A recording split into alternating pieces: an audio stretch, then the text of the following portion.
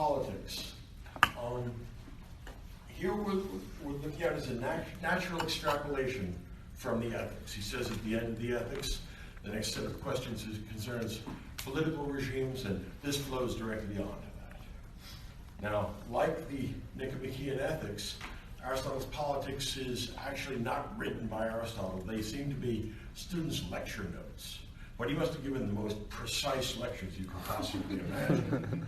I mean, I don't know if the lecture notes have anything to do with that, but I mean, with a mind like Aristotle's was so amazingly encyclopedic and was capable of doing anything with his brain, I imagine his lectures were given in appropriate doses and sequentially. The Nicomachean ethics is named after his son Nicomacheus, trying to teach his son how to be a good human being. All right? The politics is more general. Here he's going to talk about the different kinds of regime and the positive and negative versions of each kind of regime. Now, before we launch into this, you must have noticed that Aristotle's golden mean as a kind of way of getting access to good action and distinguishing good and bad action is a genuine and important contribution. I mean, there are still Aristotelians among us today. Very few, much fewer Platonists, but there still are a fair number of Aristotelians.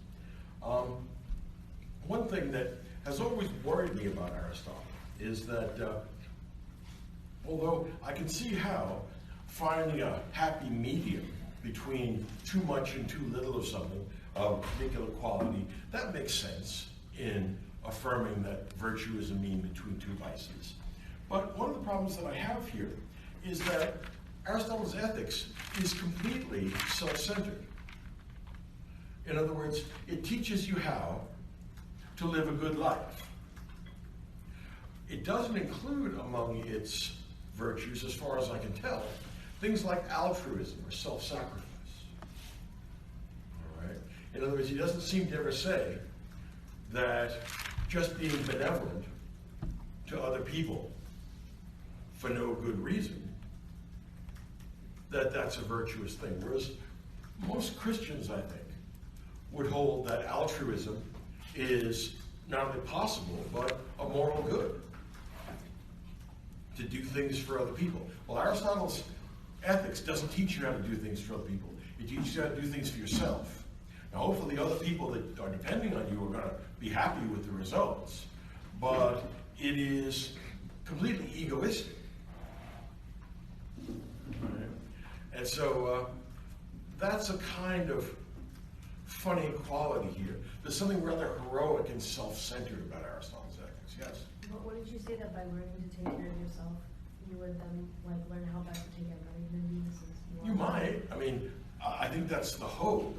I think that when someone learns to take care of themselves, there is always the danger that it becomes about them rather than about everybody. All right? So you're right.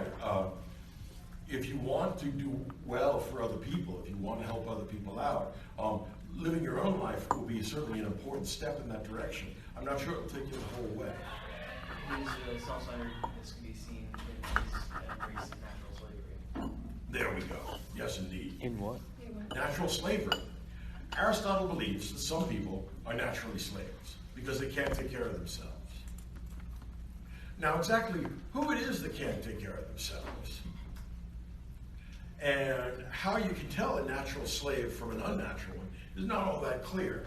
It seems that those who have been captured in war are not natural slaves because they could take care of themselves, which seems to be pretty much all the slavery that Aristotle would have encountered.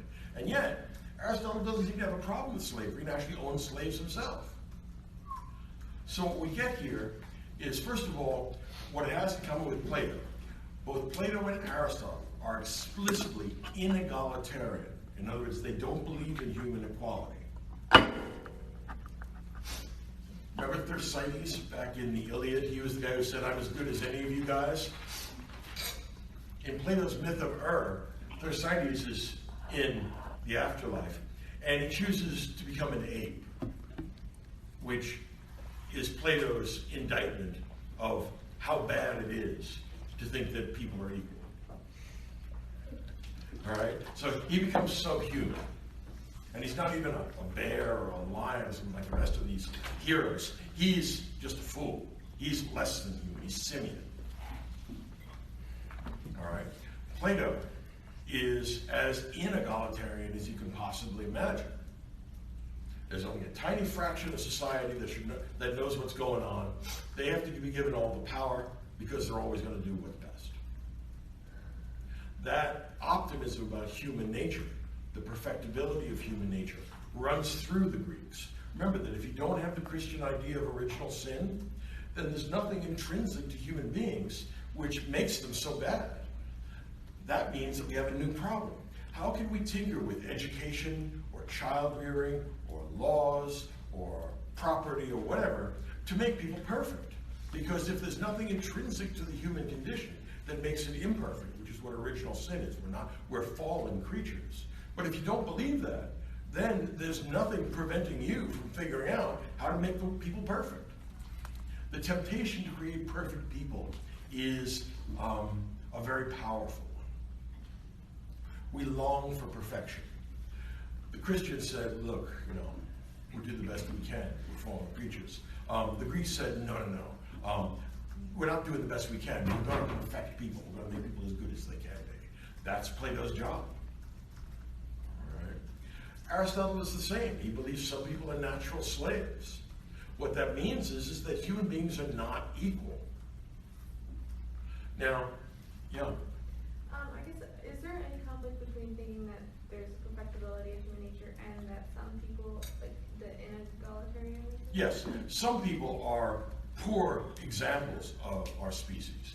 And they're the poor creatures. They have to be given myths that will get them to behave as if they knew what was going on.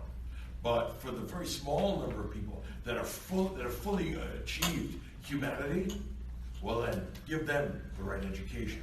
Give them gymnastic and the muses. And if you don't expose them to any bad things, by the time they're 35 to 50, they'll be perfect. They're never going to do anything bad. That's why there's no checks and balances in Plato's system. He said that would just get in the way. Once you have these perfect people with their perfect lives and their perfect souls and their perfect bodies, perfectly being perfect, we wouldn't want to have anything get in the way of that. All right? So the Greek tradition is heroic, and it pushes the envelope. The problem is that so far we haven't had much success in creating perfect people. And the attempt to create perfect people or create perfect societies, these perfectionistic political programs, are always tyrannical and catastrophic. And no exception to the rule, yeah. Does Plato believe that some people can't reach the higher knowledge because they're not smart enough? Right. Or does he believe that because they were born that way and that there's no way, that there's some people that are chosen and some people that are not like chosen, but... People have different abilities. Those with the greatest intellectual abilities are the greatest people. Mm-hmm. So we're going to give them the education suitable to the greatest people, and they'll become the greatest adults. So most people, it'd be something like the Olympics. Most people don't have the physical ability to compete in the Olympics. Only a tiny fraction do. All right? That's the idea. The importance of inegalitarianism among the Greeks can be seen in the fact that they invent the Olympics. Because it's all about, let's see who's the best. Let's have agon, which is conflict, source of our word agony. And then in that conflict, whoever comes out to be the best discus thrower or javelin thrower or foot racer, this is human excellence personified. Now, if we're going to move from the realm of the physical to the realm of the mental, these are Plato's guardians. And only a tiny fraction of society is as smart as Plato and the other people he wants to be guardians. And they have an obligation to run the government, not in their interest, except in a roundabout way, but rather in the interest of everybody else. All right? So the idea of human equality, which is actually a very important idea in the Western tradition, It does not come from the Greeks. There is no Greek that believes in human equality. There's also no Roman that believes in human equality. The idea of human equality comes from Jerusalem. It comes from the great Western monotheisms, Judaism and Christianity, perhaps even Islam. But the idea is this. For monotheists like us Christians, the differences between human beings, some are smaller, some are larger, some are smarter, some are dumber, some are stronger, some are weaker, all those differences shrink to insignificance compared to the awesome majesty of God. In other words, compared to Yahweh, none of our differences matter. If you come in first in the race and she comes in second, that Yahweh doesn't care. You're all worthless to God, to Yahweh. So, what this means is that the idea of human equality, which is the source of some of the greatest achievements of the West. My view is that the two greatest achievements of the West are the abolition of slavery and the emancipation of women. All right? Both of these are actually egalitarian in nature, and they do not come from the Greeks. They come actually from Christianity. The people that actually advocated for the abolition of slavery were not rationalists and scientists and philosophers of the Enlightenment. It was crackpot Protestant sects like the Quakers who thought Yahweh came down and told me I can't own slaves anymore. Now I'm not going to own slaves. I'm not going to let any of you own slaves too. Yahweh's in charge. Now people thought this was crazy, but this sort of moral radicalism is easily connected to the Christian tradition of human equality. Yeah. Some of the smart Southerners actually used Aristotle to justify what they were doing. They did. I wrote my doctoral dissertation on that. So yes, I'm aware that some of them said that people are natural slaves. Others went to the Bible, because the Bible actually, although it allows for human equality in the sight of God, it also allows for slavery. All right, both the Old Testament and the New Testament. Slaves obey your masters, wives obey your husbands. Paul couldn't be too much more clear. But latent within Christianity is something that's not latent within the Greek tradition. And that's the idea that everybody counts. That's the idea that everybody has human dignity. All right? In other words, for Christians, this worldly slavery was tolerable. Well, because later on, God's going to straighten everything out. And if they're good slaves, then they go up to heaven. If they're bad, they go down to hell, the same way the masters do. But latent within Christianity is the idea that ultimately no one needs to be a slave. No one is subhuman. All right? And this is one of the greatest legacies of Christianity to the West. Without that, there would have been none of the great... I mean, think about the fact that starting about 1750 or so, a strange group of radical Christians in England at the time decided that slavery was bad. And in one of the largest historical long shots in the history of the world, these people actually came to sufficient power that they abolished slavery, first in England, then in their colonies, then all across the entire planet. Now, if you looked at that in the year 1600, you say, what are the chances of us abolishing slavery in a global sense? Pretty soon. You would have just been laughed at, because the chances of that happening on the basis of induction would have been zero. Which is, in fact, what all the Enlightenment philosophers thought. They said, we looked at history, slavery's everywhere, you can't do that, that's impractical. Zero chance of that happening. So the Enlightenment did not generate the abolition of slavery. What generated the abolition of slavery is people who would no doubt today, in today's politics, be described as religious cranks. That just got to take it where it lies. Okay. Now, Aristotle's politics is where he's going to analyze governments. And since we just went through what analysis is, he's going to find that there are different types of government based upon who has sovereignty. The one, the few, and the many. And this one, few, and many are going to be organized in good ways and in bad ways. So we have 6 permutations. Best kind of regime is a wise king, a virtuous king, perhaps not quite as grand as Plato's philosopher king, but a lawful king, a virtuous king. There could be a good aristocracy, provided they are morally the best, rather than merely rich. Right?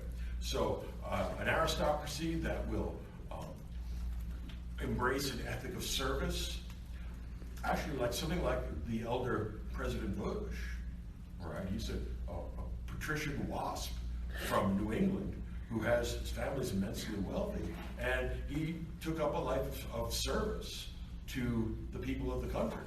And, you know, I don't see how anybody can object to that. No, he strikes me as an excellent human being. He didn't have to pursue money. He didn't have to pursue connections because his father was senator from Connecticut. But that's an example of a good aristocracy. The problem is that the old WASP aristocracy in America is largely dried up, and we don't have that anymore. And as a result, we have a great deal more vituperation and a great deal less self-control in our political life. All right? So aristocracies can be good, provided they seek the public good, not just their own private good at the public expense, which is the danger with an aristocracy. And of course, the many, they can be a good government too. They can be a proper democracy, provided the people are not allowed to get out of hand, that they don't exceed the bounds of moral propriety. And this is done from the background by the one and the few, all right, who influence things behind closed doors. All right. What Thucydides said about Pericles was that he lived in a democratic city, but he was the de facto king of the city. And that's why things went well, because he knew how to persuade people to do what he thought best. So it looks like a democracy, but in fact it's a good monarchy. Now with all these other regimes, with all these three regimes, we have the one, the few, and the many. We have bad regimes there too. All right. Democracy easily turns into mob rule. We've been seeing increasing amounts of that in our public life, where the alt-right neo-Nazis square off against the Antifa communists, and they fight it out. Right? This is mob rule. When they close down speakers they don't like, again, that's mob rule. That's really dangerous. It undermines the rule of law. The wrong kind of democracy is an ochlocracy. That's the actual term for mob rule. The worst kind of oligarchy is one that's interested only in the benefits to the few, not to the many. And this conflict between rich and poor is an ongoing problem in every regime. All right? And the way in which you stabilize these regimes is by not allowing the sovereign, whether it's the one, the few, and the many, to go past the bounds of the golden mean. In other words, don't impoverish those who are not in power. Don't drive them out of their homes. All right? Treat them justly. The idea is that they'll treat you justly in return, and that it's possible to dampen down those conflicts that naturally arise between rich and poor. And actually, that's really, smart advice. One of the problems that we have in America today is that the elites have largely pulled away. The top 10% in income earners and in education in America and in influence, they have largely pulled away from the rest of society. They live in small enclaves that are extremely wealthy, often they're gated communities, and they don't have to deal with the problems of the rest of the world. That generates a tremendous resentment and hostility in those that are locked out. That's what you're seeing. That's the Trump voters in the Midwest, right? They've been locked out of that. A wisely run government, no matter what the Constitution makes it sovereign, is one that is concerned with the people that are locked out of power. What can we do to help them out? If you stop asking that question, the move in the direction of bad government becomes very quick. And of course, the worst kind of government is the inversion of a monarchy to a tyranny. All right? That's where the tyrant only pursues his own good, but those are intrinsically unstable. And most tyrants, I mean, there are a few that die peacefully. Most of them, though, end up with their head on a stick, right? Because they provoke people into breaking down the government because it's tyrannical. So what we want is stability, and stability is achieved by pursuing a notion of the common good. One of the problems in America today is we have largely lost an idea of the common good. People talk about what's good for my interest group or for my particular identity group. When in fact, if you want to pull society together and lessen the degree of discord, what you want to do is say, look, there are some things that are common goods, good for all of us.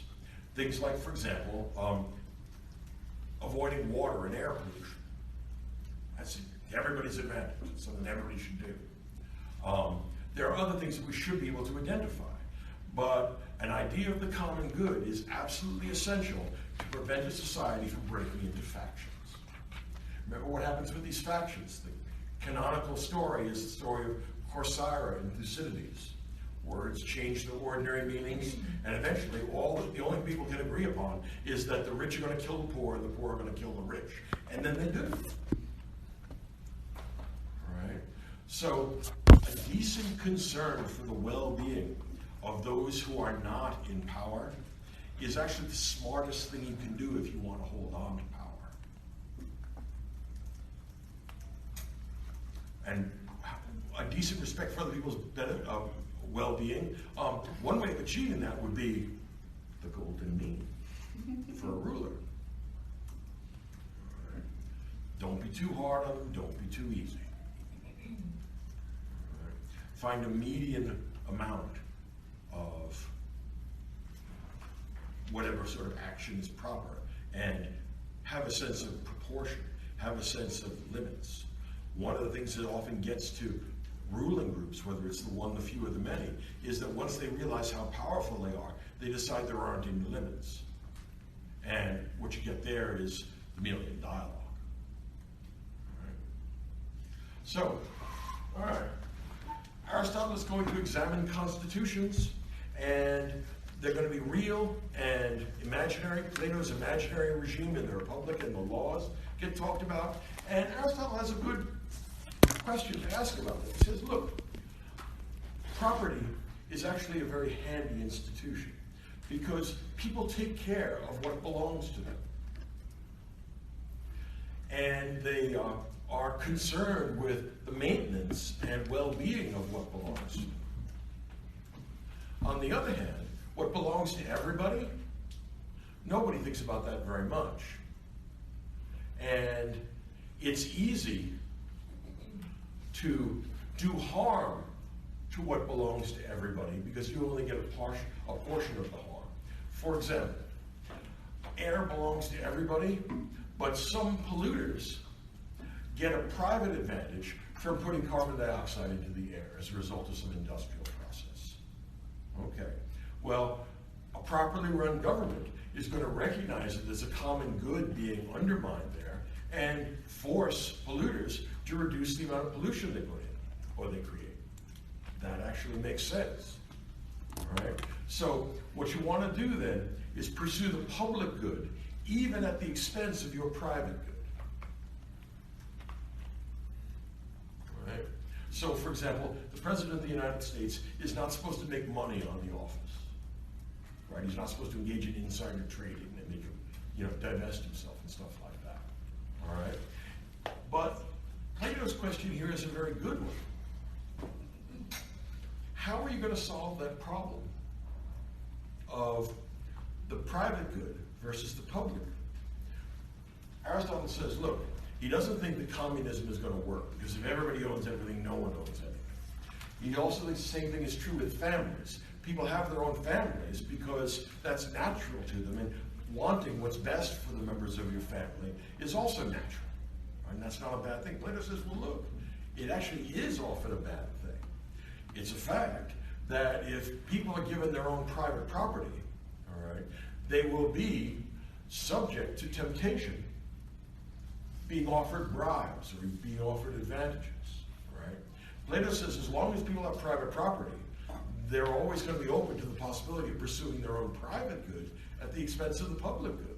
And that means that for non-Platonic regimes, that means that some of your judges are going to be taking bribes. It means that some of your legislators are going to be taking money under the table.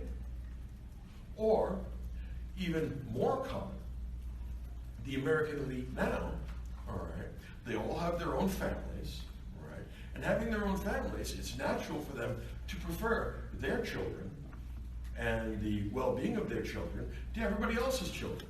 It doesn't necessarily mean they want to hurt your children, it just means when there's scarce resources, they want it to go to their children, not to yours. All right?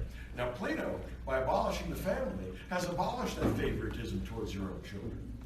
But if you don't do that, as Plato is more than willing to point out, well, that means there's always going to be this tension between the public good and the private good, and the good of your family and the good of outsiders.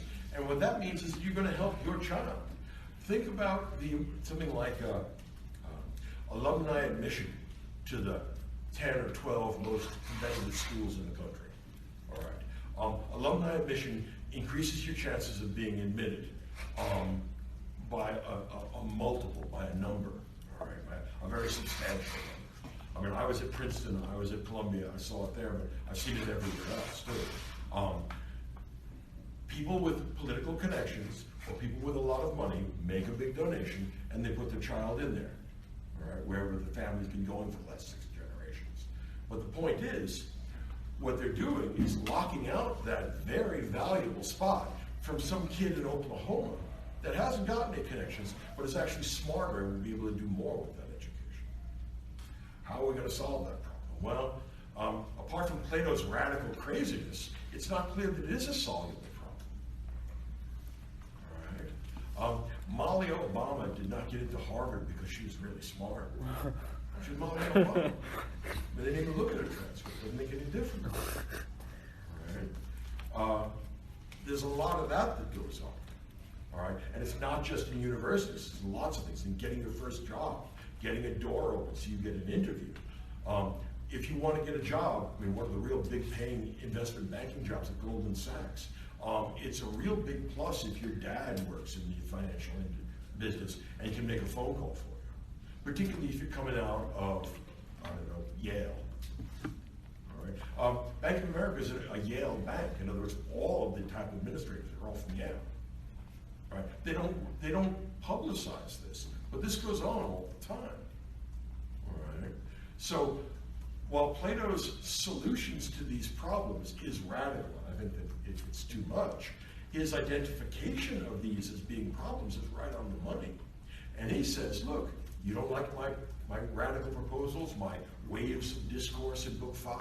Well, fine. We'll get rid of feminism. We'll get rid of communism. Now how are you going to make your society run, given that you have this split between public and private interest? And I don't know a good answer to that, actually. Shrug your shoulders. We do the best we can. We have laws against it.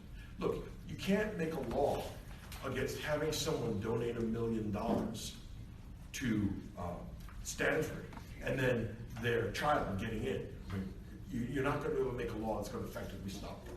You can't make a law that's going to effectively stop people from making a phone call, calling someone that calls someone that knows someone. The elite in America is amazingly intertwined. All right? And after a certain point, everybody knows everybody else, or at least knows somebody who knows who it is. You'd be surprised how small America really is. All right? So these problems are serious and genuine. Aristotle says, yeah, they're serious problems, but if those that have the power will do their best to follow the golden mean, we can get what's best for everyone. We can achieve the common good. It won't be a common perfection because Aristotle's not shooting for perfection. Plato says, well, it's just as well you're not shooting for perfection because you're way short of it. And he's right. Right? See, it's easy to tell Plato you think he's wrong, But what he's always sitting there waiting for is that not only, if you're going to tell him he's wrong, you also have to tell him what you think is right and why. And then that question is by no means easy. Right? How are you going to keep rich people from banding together with other rich people for the benefit of rich people and leave the other 90% of society hanging in the wind? Well, Plato's asking that question and still hasn't gotten an answer. It's an interesting set of issues. So while Plato's answers are often wrong, the questions he asks are often right on the money. And since you're writing a paper and you have to invent your own question, you've probably gotten an idea of how hard asking questions really is. Asking good questions is a skill that can be learned, and it is by no means easy. I mean, after you got a good question, the answer writes itself. All right. Women are naturally subordinate to men. The young are naturally subordinate to the old. Right?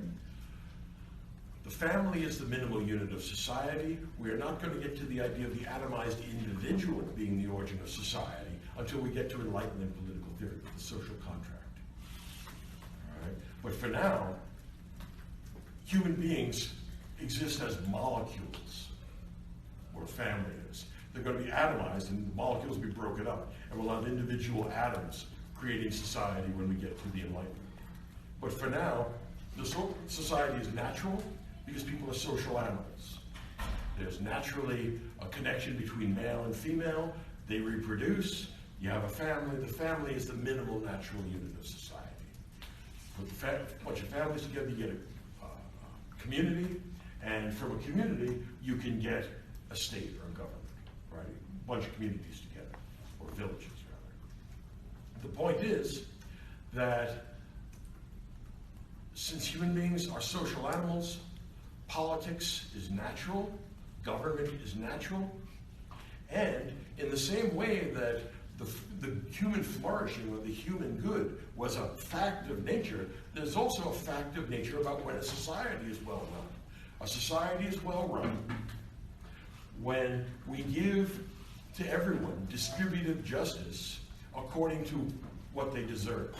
Not equal shares, because that would be egalitarian, but that aristocrats are going to get more than slaves. But everybody gets something. Everybody gets their minimal needs met and something more in the case of the favored classes. All right? So we got the one, the few, and the many. We got the good versions of those regimes and the bad versions of those regimes. He criticizes Plato and criticizes also examples of real constitutions in the world, from Carthage, from Crete, and from Sparta. That's the kind of thing that Plato would never do. Plato's not interested in any example of anything. All right? Aristotle says, well, look, examples actually can make things clearer. They can actually explain things. Plato says, oh, look, I don't want to get involved with you about definitions, but believe me, I'm not going with examples. Essences, we have to have that. I don't know. Aristotle says, look, if you can give essences, that's great. But if you can't, we'll have to give something that'll make do for now. All right? Remember that Plato's idea of essences, they work particularly well with grand, excellent things like the form of beauty, or the form of the good, or the form of the true. But when it goes down to more mundane, prosaic, and unheroic things, essence doesn't seem to work very well. For example, you know the Parmenides, right? Where he says, is there an essence of hair and mud? What would essential mud be like? How much water would relate to how much earth? Well, I mean, for perfect mud. I mean, capital M, ultimate, essential mud. What the hell are we talking about? There's no such thing as, I mean, I don't see any reason to believe that there's such a thing as essential mud. Better still, hair. Now, this hair, this form of hair, this essence of hair, doesn't have any accidental qualities. So it's not going to have any color. It's not going to have any length. It's not going to have any texture. It's not going to have any style. And it's not going to be located on anyone's head. So let's contemplate now. Colorless, lengthless, textureless hairosity.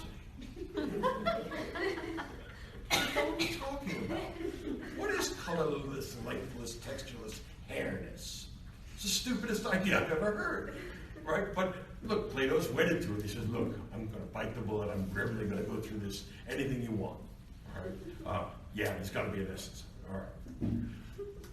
Plato's really kind of stubborn sometimes. But in the Parmenides, it's the only dialogue that Socrates actually loses. And Parmenides says, no, I'm sorry, son, this theory of forms isn't going to work. And in fact, Plato abandons the theory of forms in the middle of his career. It's one of the great intellectual achievements of the ancient world. And he abandons it because he figures out it's wrong. Yeah. So, do you agree that it's wrong? Yeah. I mean, look, when I teach Plato, I tell you how great it is, because I want you to understand the power and the structure of this, the force of this. It doesn't mean that I actually believe that. It just means I'm trying to show you what's good about this before I destroy it next week. And I'm going to do that every week, we do 56 books in 4 years, or 2 years, right? And every week we're just going to march through, and we're going to think of the Western intellectual tradition as being something like intellectual sumo wrestling, where these gigantic, big, fat brains come out and try to push each other out of the circle. And they do. And they just get bigger and more ferocious all the time. I mean, Hume is big, but then Kant comes out with this gigantic, pushes him out of the way. And then Hegel pushes him out of the way. And then Mill comes back and says, no, we're getting rid of all this German stuff, get that out of the way. You got these gigantic brains, all right, who are engaged in this one-on-one competition. All right. And, well, I'm not sure that there's any end to this. In other words, it could be there'd be some time when there'd be nothing left to talk about or think about, but I'm not optimistic about that. It seems to be an ongoing process, a kind of conversation that goes on forever. So you like Plato a lot, but he's wrong. Yeah. So is there a Greek philosopher that you do agree with, like the one that you think is the most right on anything? Plato. In other words, you see, again, to a great extent, the intellectual life here at AMU requires that you take sides. I mean, you have to like Plato or Aristotle. I actually like them both. But it wasn't until I was in my 30s that I actually got to like Aristotle. When I was your age, I used to just throw this across the room. I can't read this because it's just an endless breaking down of holes and parts and then back into the hole. And I mean, this is really dull. I mean, I know. He's very brilliant, and he has a genuinely encyclopedic mind, okay? It took me a while to appreciate that. It's actually when I was teaching the great books at Princeton, one of the older professors who was a team to our class, and I said, look, I respect Aristotle, but I just find it impossible to be inspired by Aristotle. Just look at this stuff. Is that inspiring? It doesn't. It doesn't lead me out of this world into some transcendent realm, which is what I'd like philosophy to do, if that's possible. Well, it turns out it's not. Right? But what this elder professor said to me, he said, think of it, Mike. This guy actually has inspired people for centuries. The fact of the matter is that this guy is an almost completely encyclopedic mind. There is no mental activity that he's bad at. Which is actually pretty much saying something, all right? See, when Plato paints himself into a corner and says, damn, I don't know what I'm supposed to do, then he comes up with some myth, right? And then, then we float off, right? So we don't have to step on the painted floor. But Aristotle says, look, I'm going to do this in a logical way so that I can get out. I don't paint myself into a corner. Right? Aristotle, again, no one ever accused Aristotle of being poetic. All right? So, I like Plato because I think he asks the big questions. Also because I think he's a great poet. I think he's a great artist. I think his answers are mostly right. Who do I think his answers are mostly right? I don't think there's one person whose answers are mostly right. I pick and choose from.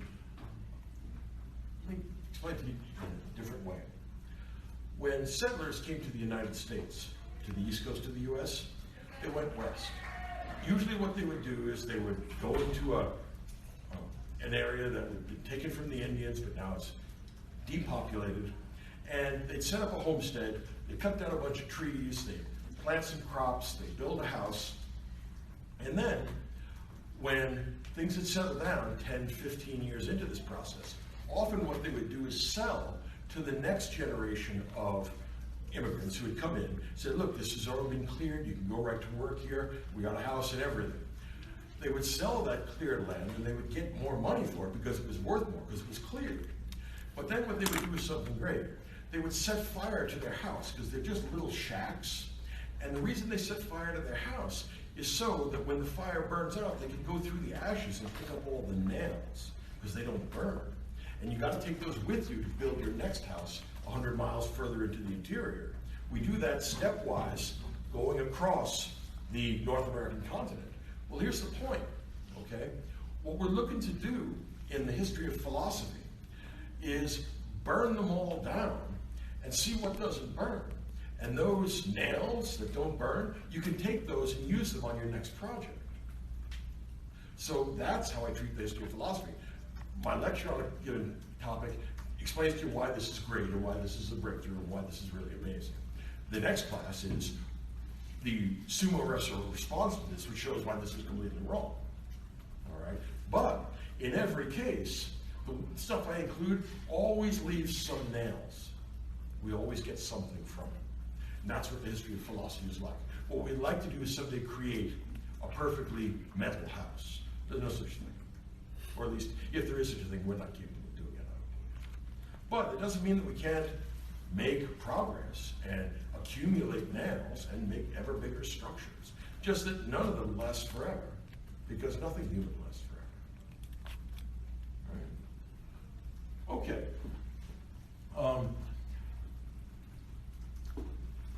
Education for Plato was the most important political issue. It's true for Aristotle too. Everyone who is considering the theory of politics has to deal with education, because that's what's going to allow for continuity between generations. You can afford to lose a war or afford to have an economic downturn. If you lose a generation in their education, you're done. Yeah? Maybe I'm missing something, but I don't see the political philosophers that will read modernity doing that very much. They're not as interested in education. Well, in what? In education. In education. Let's see.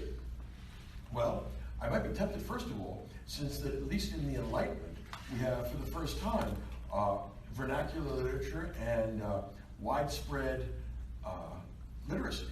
So their education may actually be writing of the books. Okay? So that's certainly part of it. Also, there's the fact that at that time, we get for the first time the chance to mechanically reproduce books. That means they're much more available too. So education is going to be important, but more or less depends on which person you're reading. Mill, for example, has no theory of human nature, and his theory of education is that everybody should be equal, but he really doesn't have a well-fleshed out theory of education. I think that's largely true. I think you're right about that. Probably the education isn't as centrally important to the moderns as it is to the ancients, except insofar as they're actively doing it themselves. All right. Okay. Questions about this? I want to talk a little bit now about what we've done this term. What have we done this term besides sweating our way through, what is it, 12 or 13 books? How many did we read? 14. 14 is a good number, yeah. Yeah. Did you want me to present the politics? Yes, I do. Okay. I have no idea. You got to talk and stop me before I kill again. I'll try to find some things you haven't said. Plenty of them. So I sort of enjoyed reading the politics, at least more than I've enjoyed reading the ethics in the past, because I have always struggled to get through the ethics because it feels like lecture notes to me. So when I found out it was actually lecture notes, it made a lot of sense. But the parts that weren't just like kind of obsessive breaking down of like whole, I did find really interesting because he's talking about the pursuit of the good life and how we do that practically. And that's one of my frustrations with Plato, is that it's like, this is great, but I don't see any way that this is actually going to help, even in the contemplation of the good, because it's so far removed from human experience. So when you started talking about how the city is a community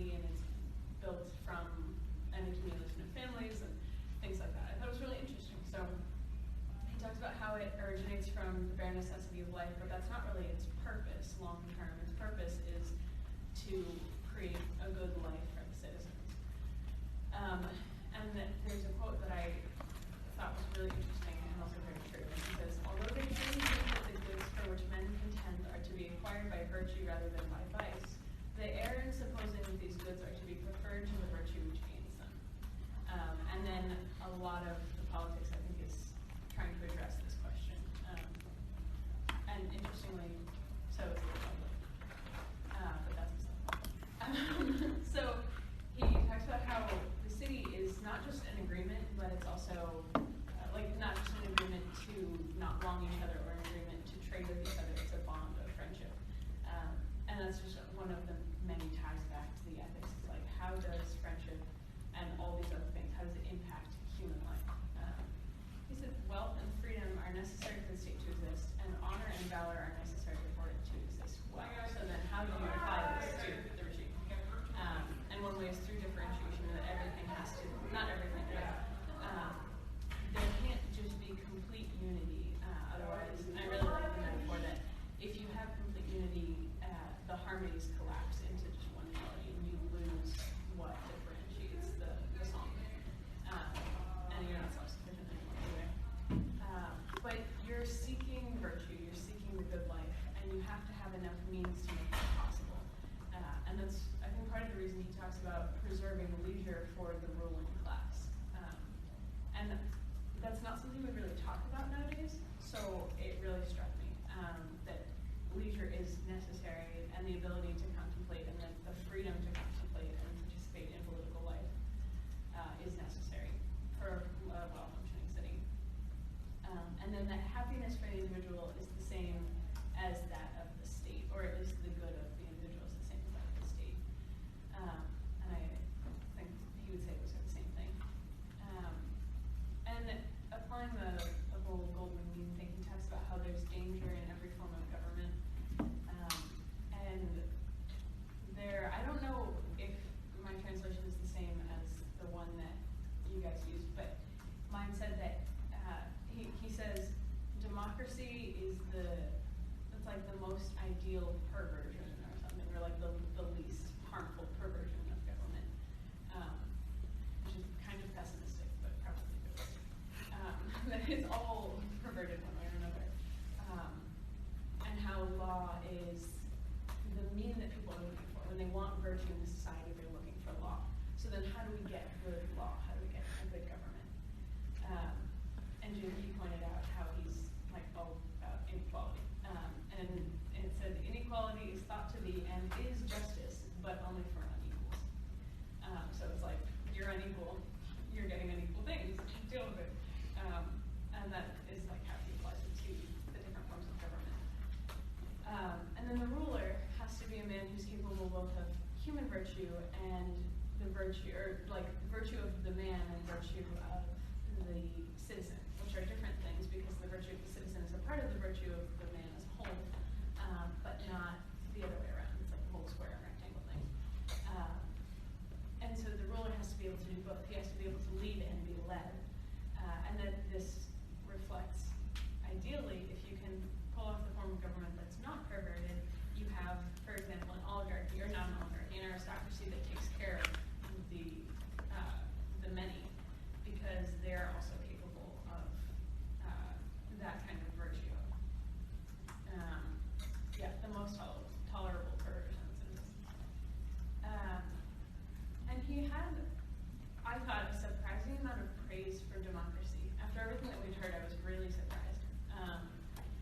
And so he said not to live as a man is to live as a slave, and freedom is the mark of a man. So if you don't have freedom, you're not living as a man, you're living as a slave. And we know things about slaves. And women. I disagree with a lot because we use that one. I thought it was really interesting that he said whether men or women rule, the result is the same. And I didn't really understand why he was saying that, because that was kind of the only example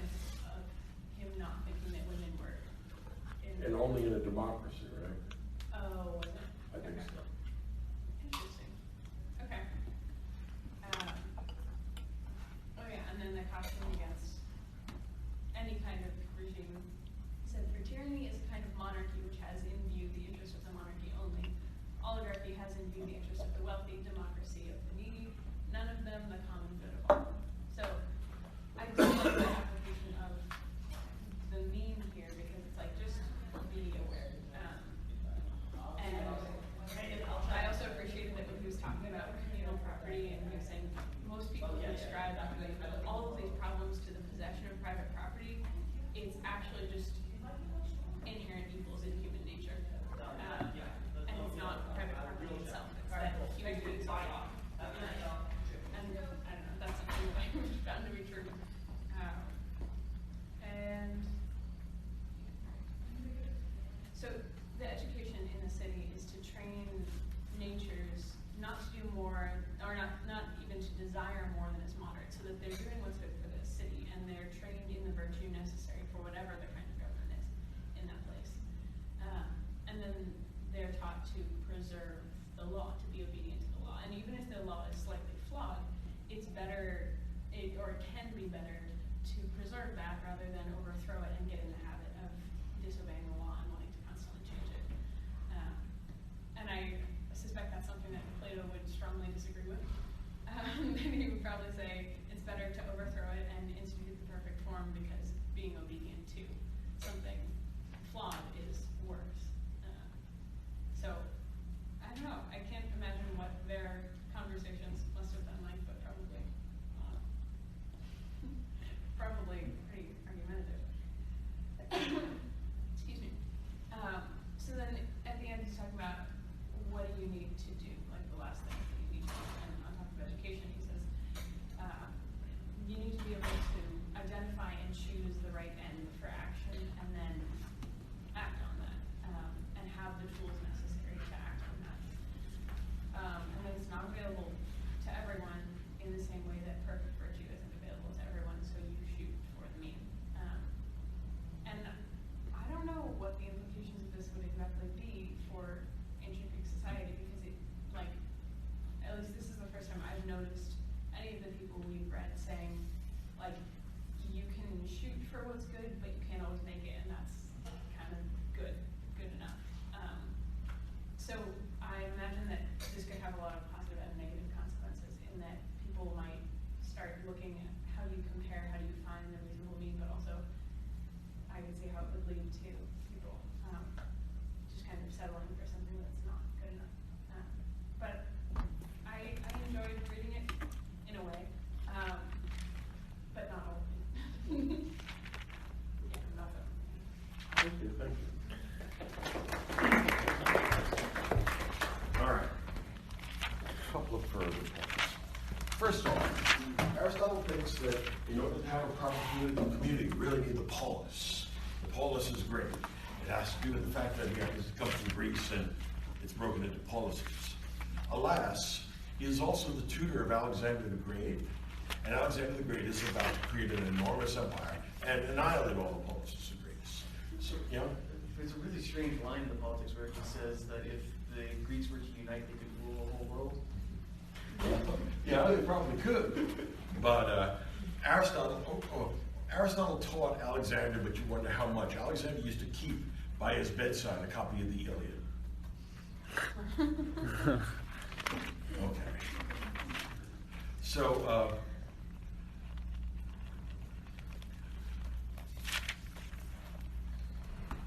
Aristotle is writing at the end of an era. All right. He is batting cleanup. He is discussing the world of the polis as if it were all that politics is. And it turns out that's not the case. All right. We're going to have empires. We're going to have nations. We're going to have states that are much bigger and much more complicated than the polis. In the polis, if you have maybe 50,000 people in it, maybe between 5,000 and 10,000 are actually going to be citizens. And you pretty much know everybody. If you don't know them directly, you know their family. All right? So this is a much more personal kind of political order. As societies get bigger, it becomes less and less possible. All right? So, for example, Aristotle's idea of a mixed polity is a great one. Because what he says is we can choose elements from the one, the few, and the many, give them different positions within the government, and that way preventing any one side from overwhelming the other. Again, that contributes to stability, all right? Gives each element in society, the one, the few, and the many, some say and some influence, but not complete influence, which is actually advantageous in stabilizing the political order. All right? One thing you should keep in mind as far as politics goes, you want to win in political conflict, but you don't want to annihilate your opponent. The reason why is that if you utterly defeat your opponent, you're going to leave them with nothing to lose. And the most dangerous opponent you're going to have is somebody that has nothing left to lose. All right? So it is wise not to drive your opposition to despair.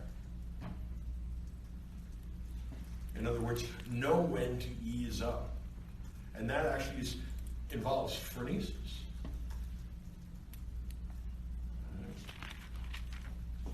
So America is a kind of mixed government. We have a one, a few, and a many. And the same sort of thing occurs with the English Constitution. They had a one, the few, and the many. The one was the king, the few was the House of Lords, and the many was the House of Commons.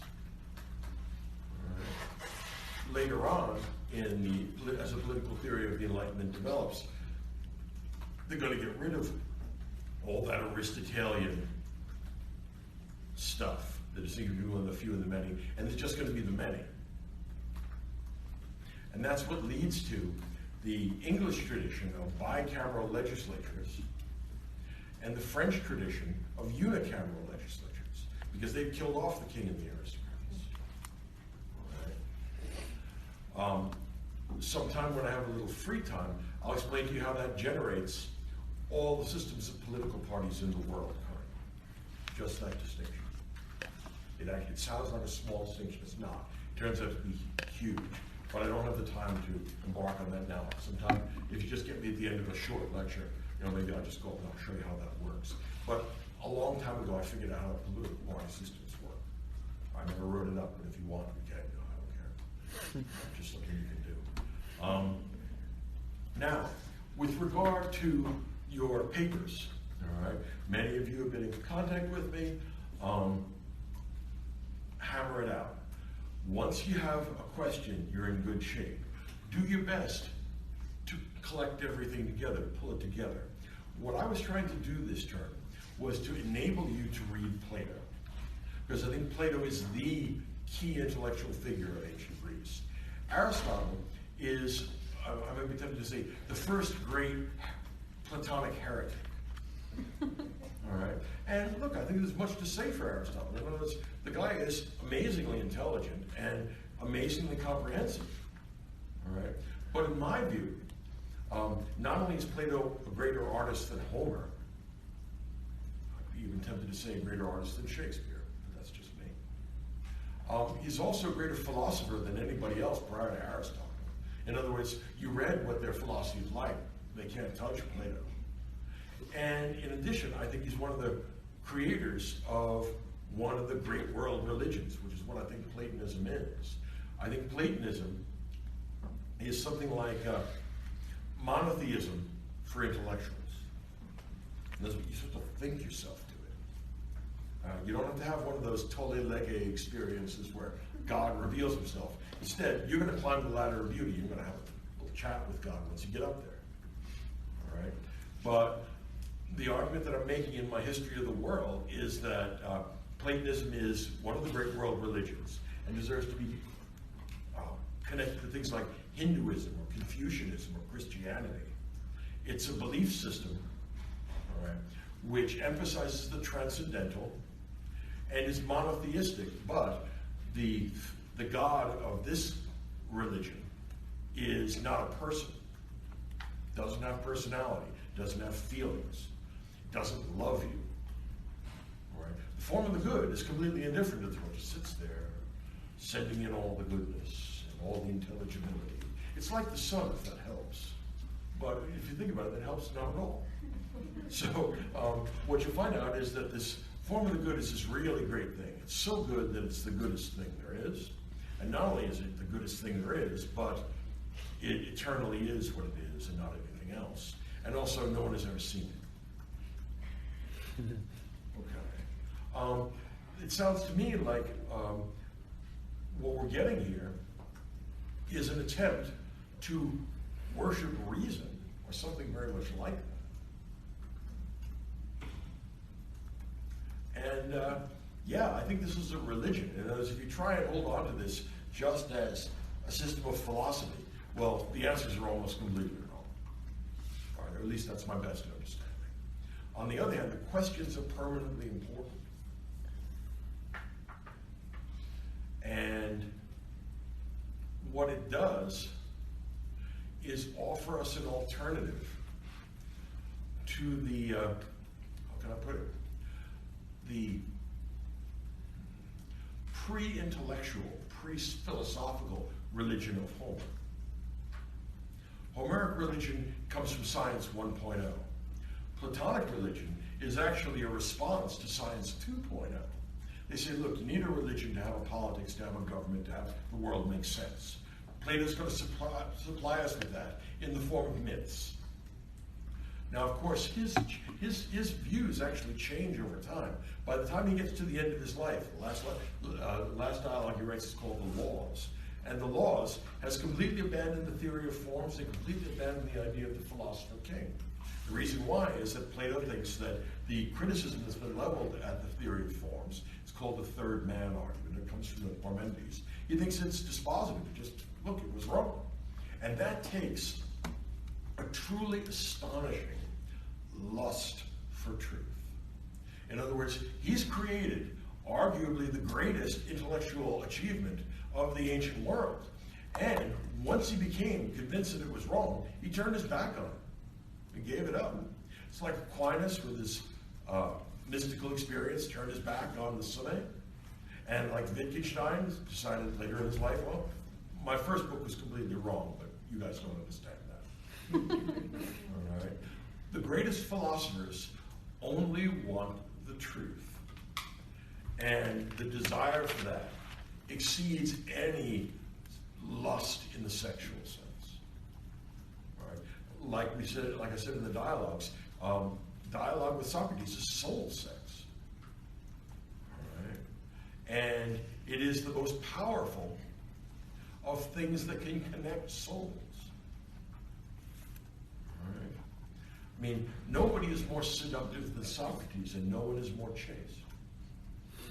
But if Socrates has been messing with your brain, if you keep on going back to that, he's in charge. You realize what Alcibiades says at the end of the symposium. It's like a snake that once it bites you, it does whatever it wants with you, because once you're bitten, you're stuck. And it takes over your life and does stuff to your brain. It did it to me, it's done it to him, and it's done it to a couple of you as well. I've been talking to you, Mike. No, because you've almost stopped at my office. You're all worried about your questions, but all of you are thinking in a way that suggests that these books have changed the way you think. All right, it's very clear in the way you talk and think. Now we'll see how it comes out in the essay, but these books, if you read them right, will change your life. And yeah, that's why I think this is the most important thing that gets taught at universities. I mean, it's nice to learn how to earn a living, but it's also nice to learn what life itself is, what the human condition is. So here's the deal. Write your papers, hand them in next week. There's a due date on your syllabus. I would recommend that due date. If for some reason that will not work, then you can send me an email telling me when you will have it in, but it can't be too late because I will not be able to grade you then, and that will not be good. All right, so I want you to write a paper. If you've got a topic, go to work on it. If you haven't, hammer away. And if you need some help, shoot me an email. I'll see what I can do for you. All right. But next term, we're doing the Romans and the Christians. All right. And some of that I will photocopy and somehow get you a copy. Others of it, I will give you a link so you can get to it. But I didn't want you to have to buy all of these things, because often I'm just using a small portion of a given book. All right. Questions about this? Yeah. So our first reading over break is going to be something you're going to email us? Oh, I'll tell you. Oh, yeah. chance of me forgetting that. Yeah. And the patrons have to incorporate all the books? I would like them to, although if it doesn't, it doesn't, you know. How can I put it? Use phronesis. Right? I mean, you know what I mean now. We'll use phronesis. Yeah. We just email the paper to you? Or? No, I like hard copies. I do not like electronic anything. All right? I mean, I'm not even, whatever that thing is, Blackboard or whatever they call it. I'm not even on that. I don't participate. I have no interest in this. Oh, look, I've been teaching 35 years. If I needed a computer to do it, I would know that by now. Right? No, I mean, I put stuff on blackboards. I don't use PowerPoint. All right? I mean, it's just, do you see what that does to thought? Have you ever looked at PowerPoint? No. That's going to be bad for the way you think. You're going to be thinking in 140 character bursts. Which is what people do nowadays. The president makes announcements in 140 characters. That being said, all right, the world's a mess, but intellectual life just keeps on humming along, doesn't make any difference. I will see, hopefully, many of you in the spring, but I want a paper from you in roughly a week. All right, and if you have some elaborate, explanation for why you don't have it, please just fast forward to that. Just tell me when you're going to have it. I pretty much don't want to hear about what happened to your grandmother. All right, whether it happened or not, whether the dog ate your homework, whether the printer doesn't work, I don't care. Remember early in the term, the first day I said, well, there's a whole bunch of things I don't care about. The things I don't care about include the reasons why you're not having this in on time. All right, I told you the first day when you had to have it in, and now you're going to say, oh, snuck up on me. Okay, you know the score, you're adults, go write me a paper, and show me that you know how to think. In other words, there's lots of ways to get an A here. You don't have to think what I think. I'll be very suspicious if you do think everything I think. I don't even know what I think. I disagree with much of what I think. What can I say? All right? So, there you are, adrift on a sea of thought. All right, do your best, and I will talk to you at a later date.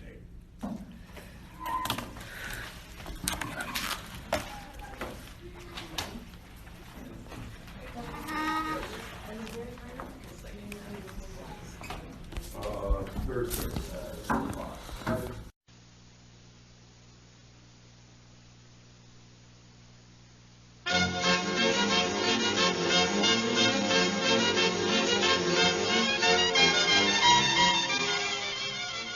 Lecture 9, The New Proprietaries, the Middle Colonies.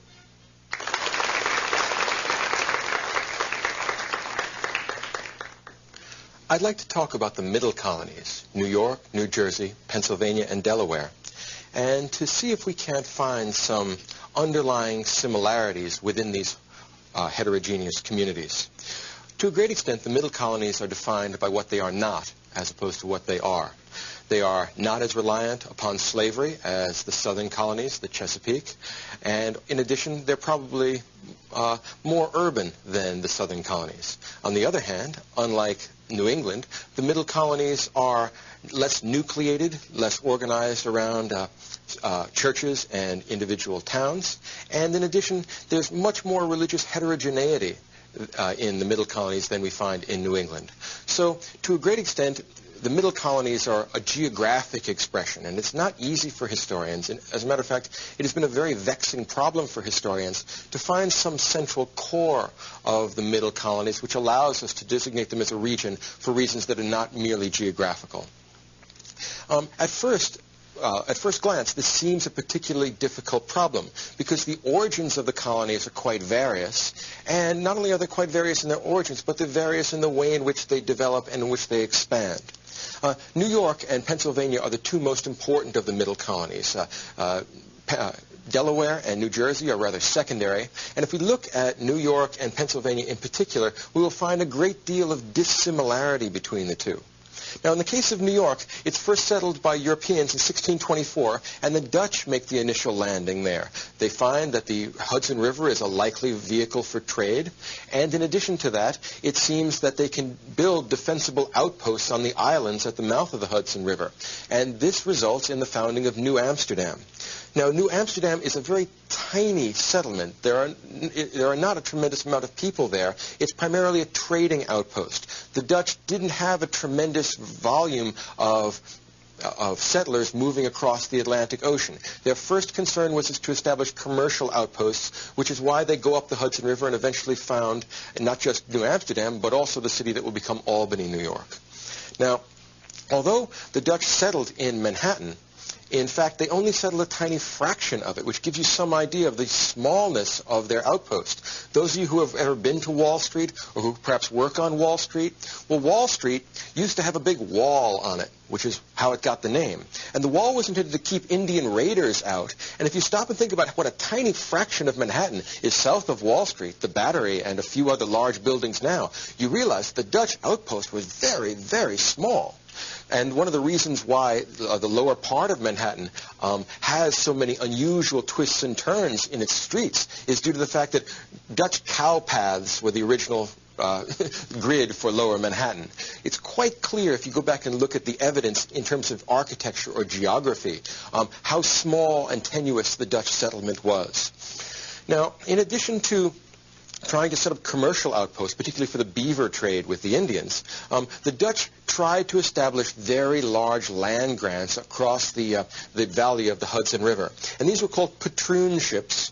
And this was an attempt by the Dutch to do something analogous to what the English were trying to do, to replicate in the New World a sort of quasi-feudal social structure.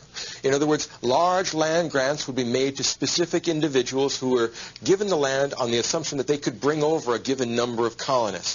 The idea being that they would improve the land, that the landowners, the patroons, would be able to extract a surplus from them, and that the Dutch would get a colony which was ready-made at a minimum amount of expense. So one of the things that should be noted in the initial Dutch settlement of not just New York, but the whole Hudson River Valley, is the fact that very large land grants will be made, and this will have an important influence on the further development of the colony later on.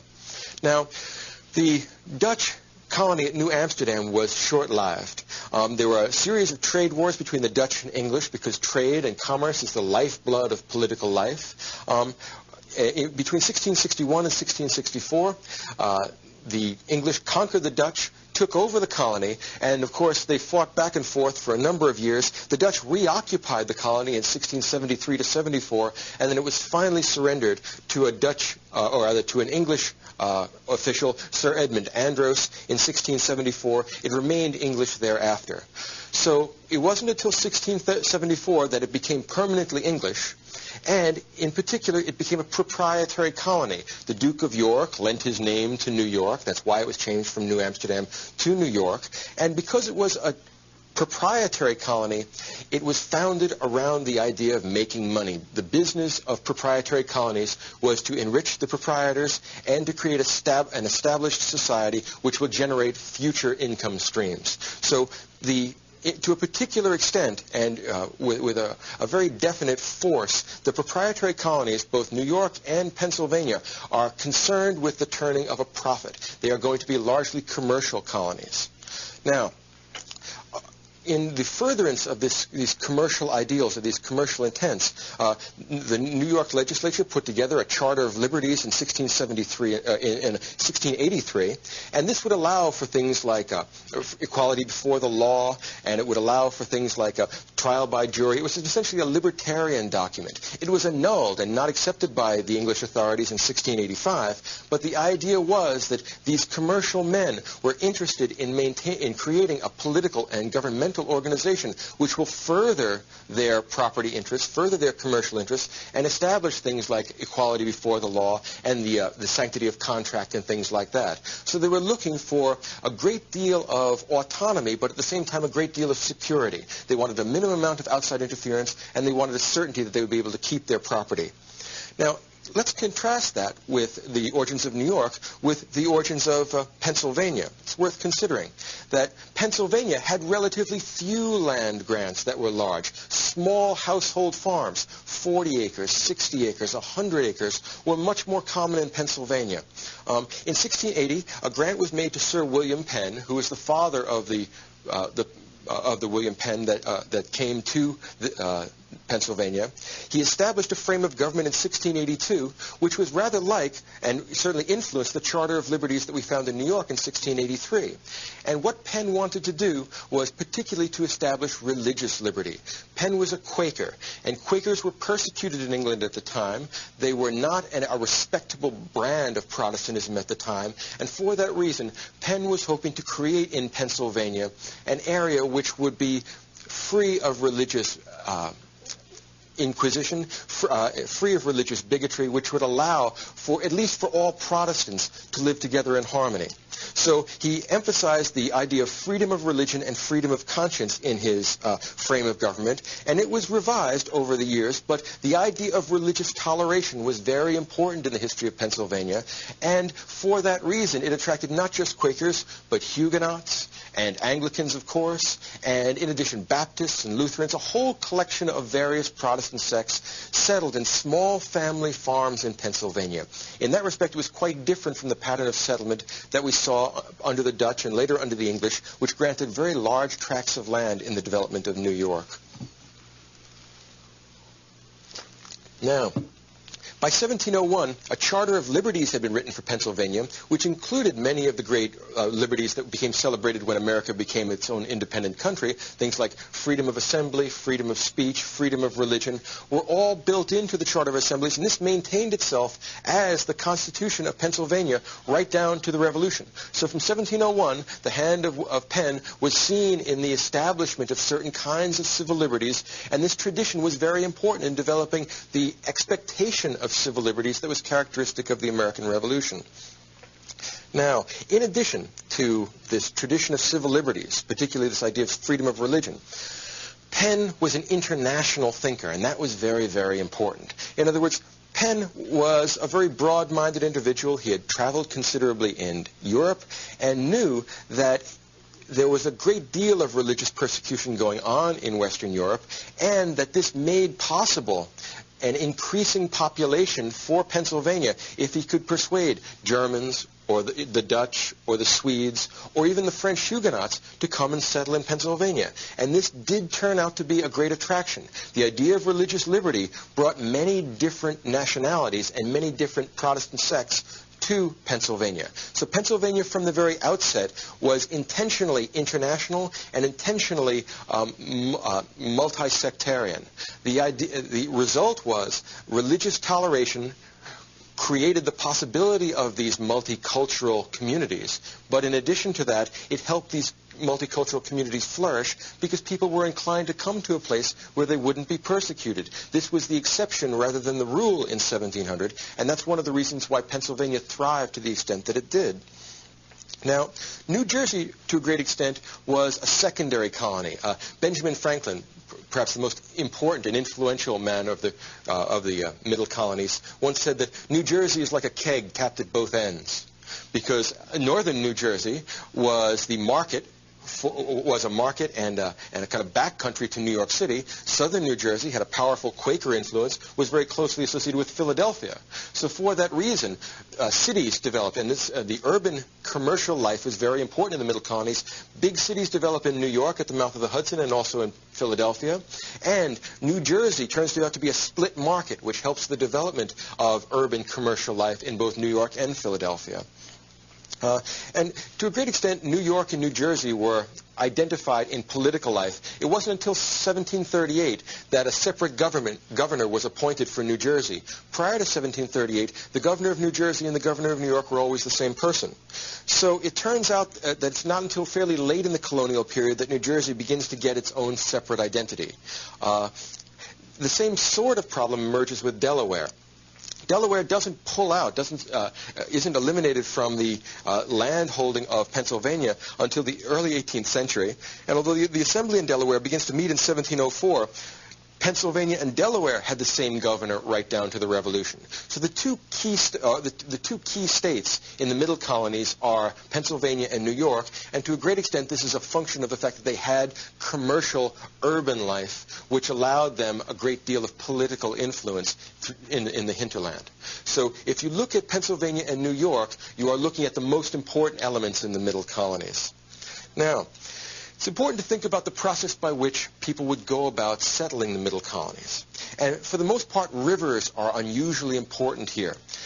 Because rivers gave an easy access to the backcountry, and easy access both to the Indian trade and to unpatented, unclaimed land, they were very attractive to the new settlers. And if you stop and think about it, those of you that have driven Route 95, or those of you who have driven, say, the New York State Thruway or the Pennsylvania Turnpike, know full well how hard it would be to get anywhere if you didn't have highways. Now imagine the first colonists coming to New York State, or coming to New Jersey, or coming to Pennsylvania. How are they going to get away from the coast?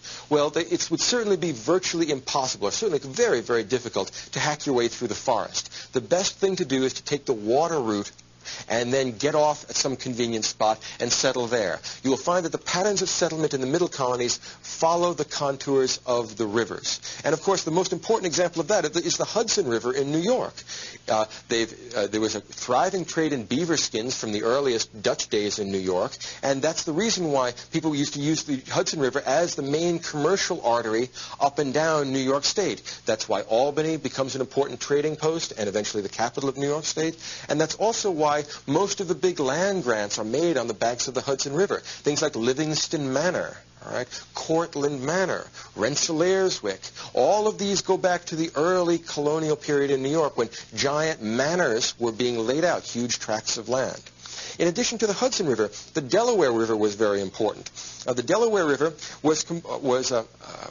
had a combined ethnicity of Swedish Lutherans that had come in very early. They had tried to establish a new Sweden about the same time that the Dutch were establishing New Amsterdam, and they met pretty much the same fate because the English came in and overwhelmed both New Sweden and New Amsterdam, but the Swedes stayed there. If you drive down Route 95, you will see at the bottom of Pennsylvania, Swedesboro, and obviously that name goes back quite considerably in the history of Pennsylvania. So in the Delaware River, you find Quakers, because they are so important in the settling of the middle colonies, and also Swedish Lutherans. In the Susquehanna River, that is largely settled by Germans. German Lutherans, German Mennonites, and Moravians settle up and down the Hudson River, and you may mistakenly believe that simply because they spoke German, that they were quite a cohesive group. In fact, for the most part, these were small, self-contained communities, and when language doesn't serve as a barrier between people, often religion does.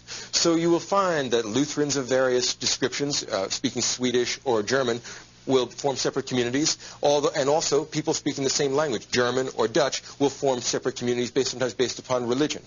So what we find in the middle colonies is a heterogeneous grouping of people that to a great extent form separate communities. This is both a consequence of religious toleration, and it's also a kind of help to religious toleration, because nothing else would really be possible.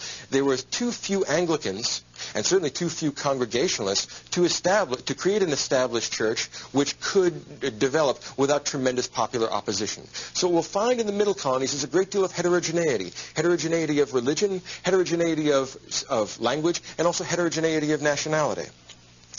In addition to this heterogeneous mix of nationalities and religions, we'll also find quite a heterogeneous economy. For the most part, there was not one staple crop in the middle colonies. The beaver pelt trade and the deerskin trade were important for New York and Pennsylvania, but that had a limited amount of possibility because as the deer and as the beaver were gradually eliminated, it became harder and harder to find the source of that trade, and also the Indians are gradually being pushed back. For that reason, they went to a combination of wheat and livestock. Wheat was the main cereal grain of the middle colonies. They exported a great deal, but the problem was that wheat was not an especially profitable crop. You could turn a small profit on it, but it wasn't nearly so profitable, for example, as rice was in South Carolina. What that meant is that because you couldn't grow a very profitable crop like rice in the middle colonies, people stuck to wheat, and their returns were modest. And that means that a small family farmer could produce sufficient for himself and his family, and by selling off some of the surplus, he could gain access to markets and gain a little bit of money to pay his taxes and to buy some consumer goods. But there was rarely a tremendous accumulation of wealth in the middle colonies. You could make a pretty good subsistence as a family farmer, but you were not likely to become rich. To become rich, you had to be living in one of the plantation zones, and you had to get control of labor. What we had is, in a mixed agricultural economy, is production for market, and often a man and a wife and a family come, settle down, clear the land, start growing a few crops to subsist on and to sell to the market to make ends meet, and then sell off the cleared land at a profit and then move further west. That process and that pattern is seen throughout the history of colonial America, but it's particularly important in the colonial middle colonies. That's one way in which a small family farmer could accumulate wealth, by clearing the land, by getting roads put in towards his land, which make it more accessible, which increase its value, which allows him to sell and buy land further on the frontier. A larger piece of land, and again, the same process would be replicated. What's most important about the middle colonies is that they have cities and city life, and in particular, a merchant elite emerges in these cities, and this is where the real money is. In the history of the United States, you can never completely separate money and political influence. That's, understandable enough. The places in the middle colonies where we're going to find the greatest amount of wealth will be in these commercial elites that develop in the cities, and it's very important to note that these kinship elites are that these mercantile elites are based upon the idea of kinship.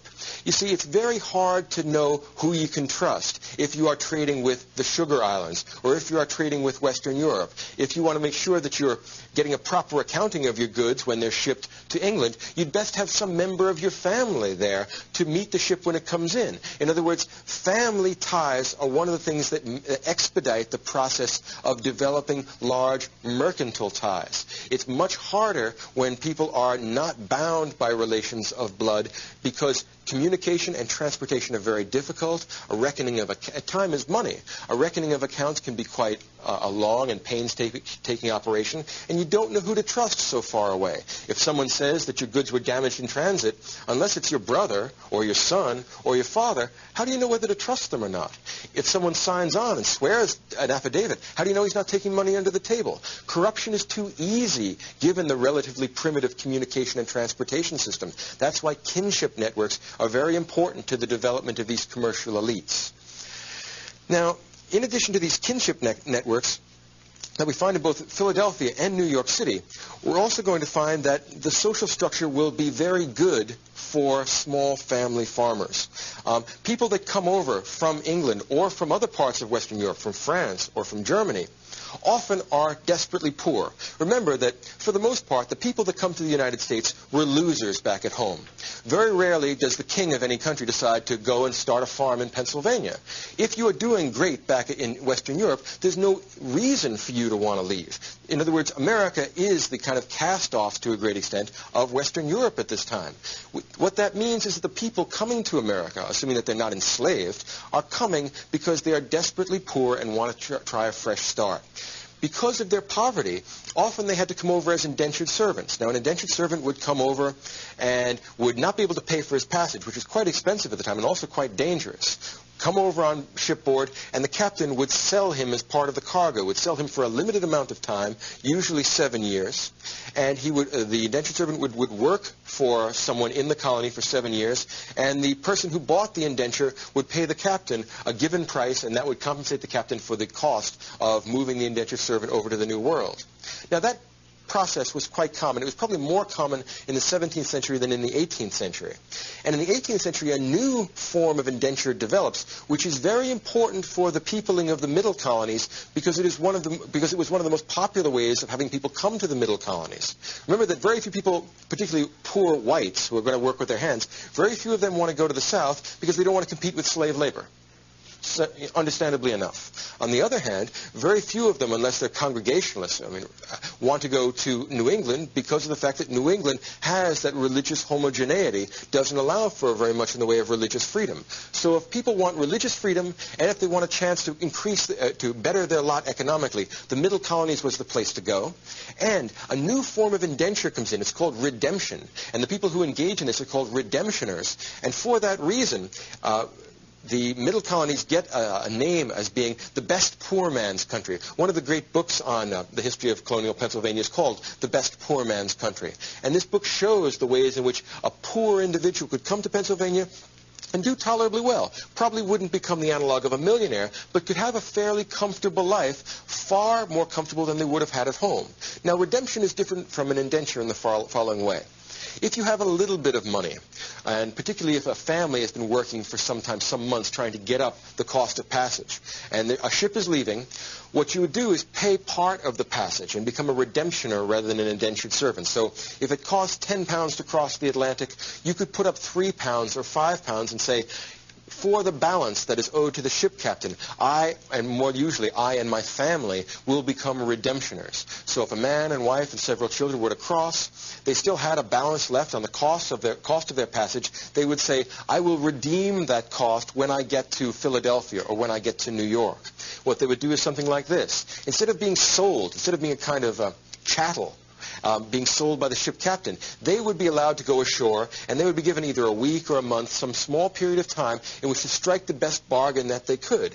Now, since they weren't obligated to do the full 7 years as an indentured servant would, often redemptioners would come to the New World and would only be obligated, they could get a good deal. Remember that the control of labor is key throughout colonial America, and the price of labor is much higher in colonial America than it is back in Western Europe. So you can sell your skills and the skills of your family and children at a relatively high price, and you will have only a small amount of time to redeem. So often a redemptioner would come to Philadelphia and sell his services and the services of his family for 1 year, 18 months, 2 years. And for that reason, it was possible to get a very quick start in life. You come in, the balance of your passage is paid to the captain for as soon as you sign your redemption certificate, and then you work for somebody for a year. If you do that, you can come in, and then once you finish your year, go back, settle on a tract of land, and become a small subsistence farmer.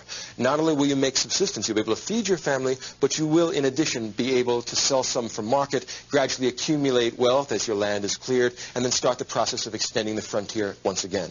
So the middle colonies got the name of being the best poor man's country, and that's probably, there's a certain degree of truth in that. In addition to that, there was very little slavery, which is also quite important. Slavery was mostly confined to the Chesapeake and even to a greater extent to the lower South, South Carolina.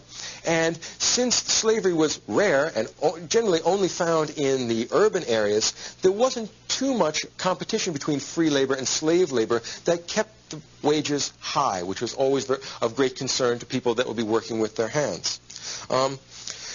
More than 90% of the people in the middle colonies were farmers. So although I'm emphasizing the importance of cities because that's where a great deal of the political intrigues go on, and that's where we have a good bit of the commerce and the concentrated wealth, most people in the middle colonies were small family farmers. And except in New York, which had a great deal of tenant farm, or a great deal of large landholding and some degree of tenant farming, most of the farmers in the middle colonies owned their own land. And that, of course, was the great goal for many people coming to the colonies. They wanted to own their own land. It was a land-hungry society.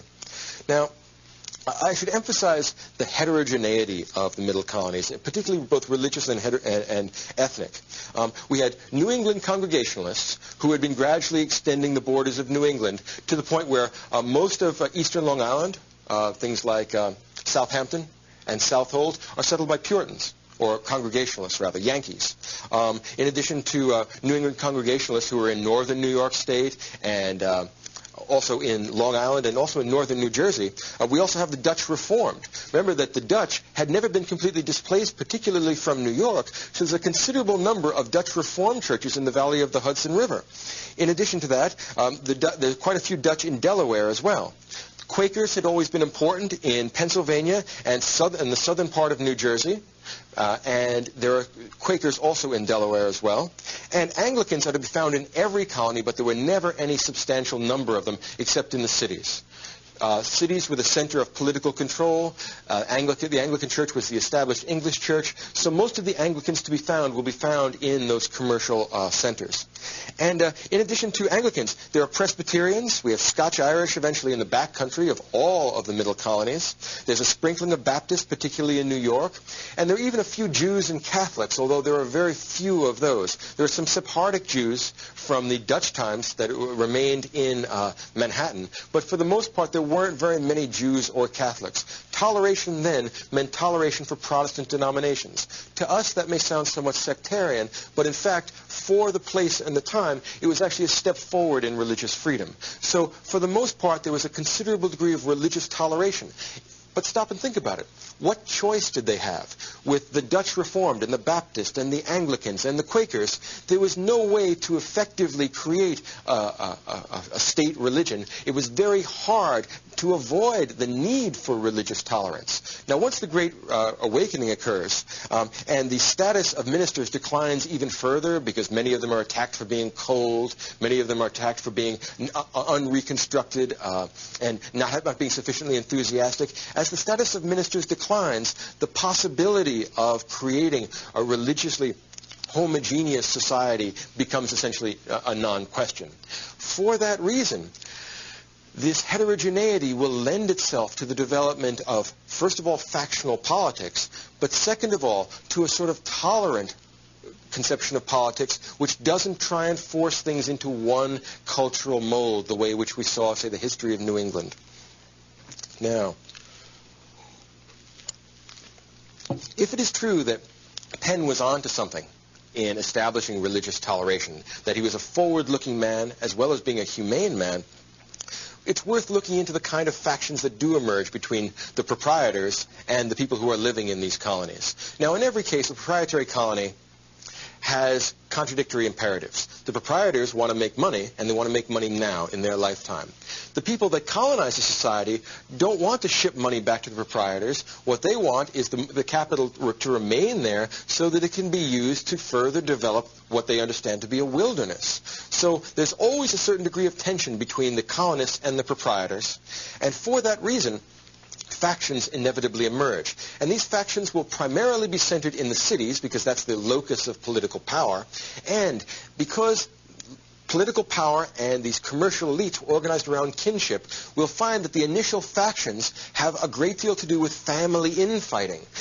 Many of the great families of New York, for example, used to have all kinds of factional squabbles throughout their history, and they could only unite when they were trying to argue with the proprietors or when they had some common enemy. But if you think about names like Rensselaer and Schuyler and Delancey, if you know Delancey Street in southern Manhattan, Livingston Street in southern Manhattan, Clinton, Hunter, Morris, all these famous families used to jockey for political preferment and position, used to try and get choice landholdings, choice positions within the colonial government, and they used to intermarry to a great extent. So for this reason, these commercial and political elites used to argue among themselves and also coalesce in one unified group when they had a common problem with the proprietors. A similar kind of pattern emerges in Pennsylvania. Logan and Lloyd and Keith formed pro- and anti-proprietary groups or factions, and the Quakers on the whole, because Penn was a co-religionist, almost always supported the proprietors. For that reason, there was relatively little anti-proprietary conflict in Pennsylvania. It wasn't as bad as it could have been. Now, what we find in the development of these factions is that there's a kind of breaking point at the time of the Glorious Revolution, 1789 or so, and that kind of is a turning of the corner for these proprietary colonies. For a while, due to the political instability in England, what we'll find is that, for example, New York has its proprietary status pulled away and is put under the dominion of New England, under Andros, which becomes part of a super colony with New England. New York gets shunted in that direction. And one of the results of the Glorious Revolution in New York is that there was a rebellion. A man named Jacob Leisler tried to make sure that Protestantism, particularly the reign of William and Mary, would be defended because he wasn't sure about Andros and wasn't sure about the possibility of a connection with the Catholic kings of England. So what he did was chase out the royal governor, and one of the results of that was that when royal government was reestablished, Leisler was hanged, and many of the earlier factions began to change in their direction, a process of Anglicization, of making New York a more English colony, of having a greater degree of English influence, began and continued on to the period of the American Revolution. At the time of the Glorious Revolution, Penn was replaced by a royal governor, but he became proprietor again of Pennsylvania in 1694, and came in 1699 to become a resident governor, and that's very, very important. For the most part, proprietors did not live in the colonies that they owned. They would try and milk it from England. Penn was a resident proprietor. That meant there was considerably less corruption, and you could actually get to the boss. So it had the effect of smoothing all over at least some of the factional difficulties. Now, one of the most important and perhaps signal events in the history of the Middle Colonies was the trial of John Peter Zenger. Now, those of you who know about the Zenger trial, it's one of the landmark cases of freedom of the press in the American tradition. And what happened? It was in 1734 and 5, and what happened is something like this. Zenger was part of one of these factions within New York City politics, and he criticized Governor Cosby because of some arbitrary ruling that he had made. Now, at this time, merely to publish a criticism of the government was seditious. You could be put in jail for it, and it was a high offense. And at this time, merely the fact that the criticism that was published was true had not been established as a defense. In other words, you weren't allowed to publish the sort of scathing critique of the governor that Zenger did publish, even if it were true. This is one of the landmark cases of freedom of the press. What happened is that the governor had him prosecuted for seditious libel, and he had him kept in jail incommunicado for 10 months.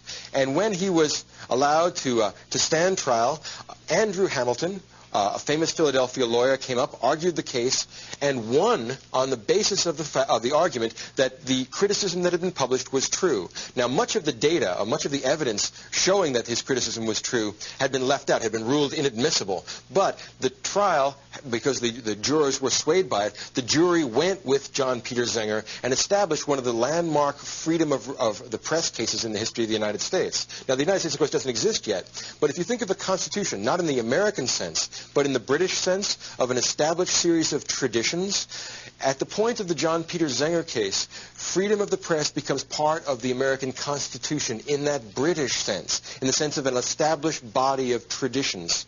And that's why this is such an important case. It also suggests that factional infighting had become so nasty and so bitter that the government that was standing would do anything to squelch it. When that was taken away, it meant that factional infighting became that much more difficult and became that much more nasty. And the elaboration of these factions will generate the first gropings towards a political party system. And this is in some ways what the most important thing about the pre-revolutionary generation is. Established splits which are based upon factions of various kinds. There's an upcountry, for example, and a low-country faction. There's a coastal faction and there's an interior faction. Think of the history of upstate and downstate New York. That factionalization exists today. There's a court and a country party. There are the people surrounding the governor, and there are those who are in opposition to the governor. There are factions based upon family, upon religion, upon language. There are a tremendous number of factional groups within the Middle Colonies. What happens is that they make the best of a bad situation. Particularly at the time of the Zenger trial, people start publishing pamphlets and letters to the effect of, say, well, look, parties may not be so bad.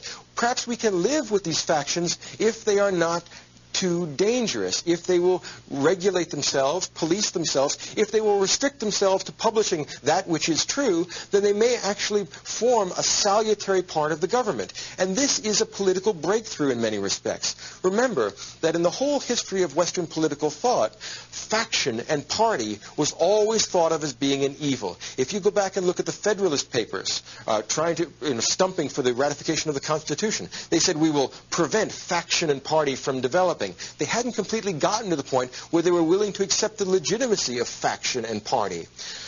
It's not going to be until Edmund Burke, quite late, is going to develop a theory which will say, look, if you're going to have representative government, you have to allow for difference of opinion. And if you're going to have difference of opinion and difference of interest, then you have to allow for the idea of a loyal opposition. Well, long before Edmund Burke thought up the idea of a loyal opposition in theory, in practice, the middle colonies had developed some such system. You have to allow for a certain degree of dissent. You have to allow for established factionalization within a democratically, or at least a representatively organized society. And if that's going to be the case, then we are moving towards a new political order. I'd be tempted to say that that's the main political contribution that we're going to see in the middle colonies. And the pre-revolutionary generation is going to take these ideas and make them part and parcel of the ideas for which the American Revolution will be fought. Now, in 1750, the middle colonies had established elites, and they were in a thriving condition. Between 1700 and 1750, the population in the middle colonies had doubled every 25 years, and their economies had just gone off the charts. The amount of imports in New York between 1730 and 1740 was one-third the amount of imports to New York between 1760 and 1770. Same sort of thing happened in Pennsylvania. We saw a five-fold increase in imports in just 30 years. Somebody was making a lot of money. And where you find money, you find political power. So these factions, which are organized around various internal local problems, are now developing a certain degree of clout. There's a certain degree of intermarriage between leading families. So we are seeing a homegrown colonial elite develop. And the generation between, say, 1720 and 1770, this homegrown colonial elite will be a leading element in the development of a legitimate revolutionary group that wants to separate away. When we have an elite which is conscious of its own power and which is well established in the middle colonies, they will be open to the possibility of breaking away. They will see as much to gain as there is, at least as much to gain as there is to lose. So this will be important in making possible the people that will develop the American Revolution in the middle colonies. These self-conscious colonial elites are family-oriented, they're largely commercial, and you can see actually in the development of the University of Pennsylvania, it starts as an academy in 1751, and the development of Columbia University, which starts in 1754. This is exactly the time when these homegrown, well-established elites have said, now let us have our own educational system. That's another way of establishing a sort of cultural separation from the mother country. So the development of system of institutions of higher education in Philadelphia and New York in the 1750s in some ways signalizes the development of the power of these homegrown elites. But it's not just a question of elites. As the historian Gary Nash has pointed out, in the cities, particularly in New York and Philadelphia, urban artisans, poor people, people that work with their hands, also become politically influential. The development of factional politics is a double-edged sword. Particularly, it's exacerbated by the growth of pamphlets and newspapers. Once the Zenger trial establishes the fact that you cannot be jailed for seditious libel if what you're writing is true, well, people take certain liberties with the truth, and a whole group of newspapers, some of them scandalous and scurrilous, do in fact develop, and this helps mobilize the urban artisans. This helps get the lower orders of society interested in politics as well. So there are various kinds of riots, usually about particular specific local issues, but these mob actions and riots, which are an established tradition before 1770, will become very important as we move towards the American Revolution. So both the activation or the political activity of artisans and the political activity of local commercial and familial elites suggests that the middle colonies by 1750 or 1770 have developed a certain degree of autonomy. This autonomy is not recognized in law, but it will be after the Revolution. But it is a mature society by 1750. It is mature in its heterogeneity. It is mature because it has developed a political theory which is adequate to the unusually heterogeneous conditions that they faced. And that, may I suggest, is what makes the middle colonies in some ways a cultural clump as unified as New England or the Chesapeake. The Chesapeake has slavery as a unifying principle, and certainly South Carolina does. New England has religion as a unifying principle and has the idea of the Puritan village, or the village surrounding the church, as a unifying principle. The middle colonies weren't nucleated to that extent, and they didn't have that much slavery. But what they did have was heterogeneity. And strangely enough, the political consequences of this heterogeneity are a political culture which, in fact, unifies the middle colonies. They are unified by their diversity. I know that sounds like a strange and rather contradictory thought, but in fact, there's a considerable degree of tolerance. There's a considerable degree of factional infighting, but it's not taken to the point of civil war, which is what the criticism of factional infighting had always been, that it leads to civil war. In fact, they managed to create the first loyal opposition in America. And the idea of a loyal opposition is an enormously sophisticated thought. It takes a great deal of political maneuvering and political thought and political work to make a loyal opposition possible. It is this loyal opposition and the idea that faction is not necessarily an evil thing that makes the middle colonies an important contributor to the ideology of the American Revolution and to the ideology of the United States. They allow for freedom of dissent so long as it's kept within regulated bounds. They are making a virtue of necessity, but in so doing, what they did was create a regional culture that is based not just on geography, but on ethnic and political necessity. And I'll close with this idea. If I had to choose one person who's the most important epitome of the middle colonies, I would have to choose Benjamin Franklin, because he's a famous scientist, a famous politician, he's an important inventor, he's a self-made man. In many respects, Benjamin Franklin is the epitome of the middle colonies. He's born in Boston, and interestingly enough, he comes early enough. He's 17 years old, he's apprenticed to a printer in Philadelphia.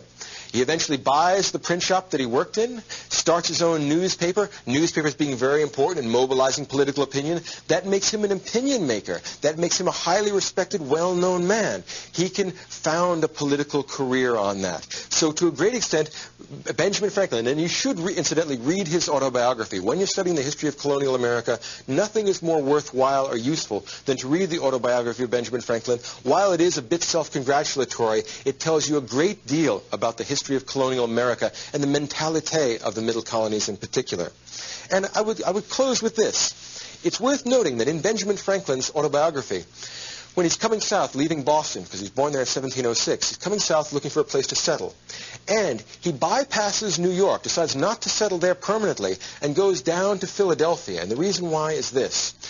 The middle colonies had a reputation for being the best poor man's country, but in fact, it was regional within the middle colonies. The best poor man's country was really Pennsylvania. That's the place where a poor man could get a good living and then rise if he were lucky and diligent.